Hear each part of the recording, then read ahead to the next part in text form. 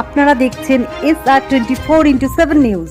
দিন কর্মসূচি চলবে বিভিন্ন, এখন পতাকা উত্তোলন হচ্ছে, এরপর র্যালি বেরোবে। আমিও বিভিন্ন জায়গায় আমাদের নর্থ বরানগরে যেমন করলাম, এবারে একটু পরেই বেলঘরিয়ায় যাব, দক্ষিণ বরানগরে যাব।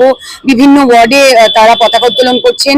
মানুষকে শীতবস্ত্র প্রদান করা থেকে শুরু করে ফল বিতরণ থেকে শুরু করে ব্লাড ডোনেশন থেকে শুরু করে নানা সামাজিক কাজে আজকে আমরা ব্যস্ত থাকবো কর্মসূচিতে। খুব বেশি দিন না, কাজ যখন শুরু হয়ে গেছে তখন টেকনিক্যাল কাজে যতটুকু সময় লাগে সেইটুকু আশা করি যতটা তাড়াতাড়ি সম্ভব মানুষের যে দীর্ঘ কাল ধরে তাদের যে সমস্যার সমাধান হয়তো আমরা করতে পারবো। কথা দিয়ে কথা রাখার নাম মমতা বন্দ্যোপাধ্যায়, এবং আমরা মমতা বন্দ্যোপাধ্যায় দলটা করি, তাই এটা আমাদের নৈতিক কর্তব্য যে মানুষকে যে কথা আমরা দিয়েছি সেই কথা যাতে আমরা রাখতে পারি, এটা আমাদের প্রত্যেকের নৈতিক কর্তব্য। এখন তো সবাই শুরু, পিকচার আবি বাকি হ্যাঁ মেরে দোস্ত। 28তম প্রতিষ্ঠা দিবস তৃণমূল কংগ্রেসের আমরা প্রত্যেক মানুষকে আজকে এই নতুন বছরের আন্তরিক অভিনন্দন, শুভেচ্ছা, শ্রদ্ধা এবং কৃতজ্ঞতা জানাচ্ছি। নতুন বর্ষ সকলে ভালো কাটুক এবং সকলে ভালো থাকুক, আর যারা দুষ্ট মানুষ তাদের দমন করুক, আর সমাজ যেন সুস্থ পথে এগোয়, এটাই আমি কামনা করছি।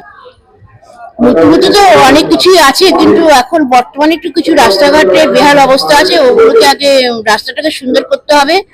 আর একটা কথা বলছি যে মানে আমি চাইছি যে আমার ওয়ার্ডটা ভালো ওয়ার্ড, খুবই মানে সংঘবদ্ধ ওয়ার্ড, ওয়ার্ডের লোকজনের সঙ্গে আমার মানে মেলবন্ধন খুবই ভালো, কিন্তু ওয়ার্ডকে আরো বেশি শক্তিশালী করতে হবে।